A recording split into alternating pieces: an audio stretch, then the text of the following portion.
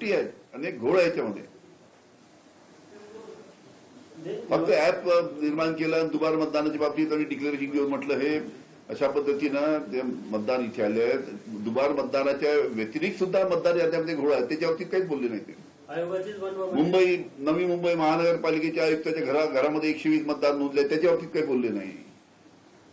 अशा अनेक ठिकाणी, अनेक जिल्ह्यामध्ये, अनेक मतदारसंघामध्ये अशा पद्धतीने घोळ आहे. त्या संपूर्ण मतदार यादीतील ज्या चुका आहेत, जो घोळ आहे, त्यांनी तो दुरुस्त करायला पाहिजे होता आणि दुरुस्त करूनच मग निवडणुका घ्यायला पाहिजे होता. तेव्हा सर्व निवडणुका पारदर्शक झाल्या असं लक्षात आलं असतं, असं समजलं असते सर्व राजकीय पक्षांचा विरोध असताना आयोगाने हा अट्टहास का केला असं वाटतं? म्हणजे न्यायालयाच्या डेडलाईनचे कारण दिलं जातं.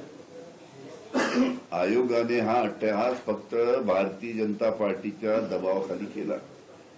केंद्रातलं निवडणूक.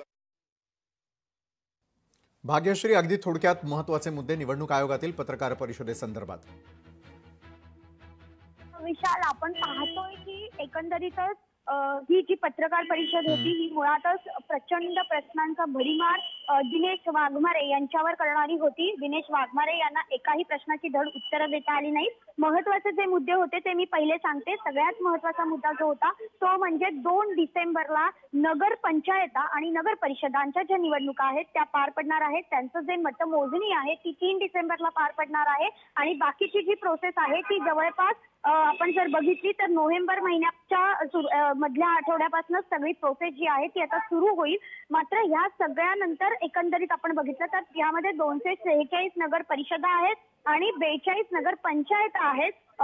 मतदारांची जी संख्या आहे ती देखील सांगण्यात आलेली आहे. मात्र हे सगळं करत असताना एक महत्वाचा मुद्दा जो आहे तो मांडण्यात आला दिनेश वाघमारे यांच्याकडनं, तो म्हणजे दुबार मतदारांचा, ज्यामध्ये स्टार केलं जाईल आणि ते स्टार जे आहे ते सगळीकडे सगळ्या जे मतदान काउंटर्स आहेत तिथे पाठवले जातील आणि जर एका ठिकाणी जर तुम्ही मतदान केलेलं असेल तर तिथे हमीपत्र लिहून घेतलं जाईल की तुम्ही दुसऱ्या ठिकाणी हे मतदान करू शकत नाही, अशा पद्धतीचं हे हमीपत्र आहे.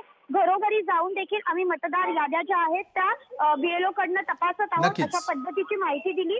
मात्र हे सगळं होत असताना जे महत्वाचे मुद्दे होते ते नेमकी किती संख्या आहे या संदर्भात आणखीन काय माहिती आहे, ज्या पद्धतीने विरोधी पक्ष तुमच्यावर आरोप करतात त्या संदर्भातली नेमकी काय भूमिका आहे या संदर्भात राज्य निवडणूक आयोगाचे जे अधिकारी आहेत दिनेश वाघमारे यांना एकाही प्रश्नाचे उत्तर. बरोबर आहे भाग्यश्री, आणि हाच कळीचा मुद्दा ठरणार आहे खरं तर चर्चेसाठी आता, की एका बाजूला पत्रकार परिषद पार पडते. पत्रकार परिषदेमध्ये निवडणूक आयोगाला विचारण्यात आलेल्या प्रश्नांची उत्तरं ही सविस्तर देण्यात आलेली आहेत का? निवडणूक आयोगानं जाहीर केलेलं वेळापत्रक हे राज्यातील सर्व राजकीय पक्ष पाळणार आहेत का? या अनुषंगानं याच महत्त्वाच्या विषयावरती चर्चा लोकशाही मराठीवरती अगदी काही क्षणामध्ये. धन्यवाद भाग्यश्री आपण दिलेल्या या सविस्तर माहितीसाठी.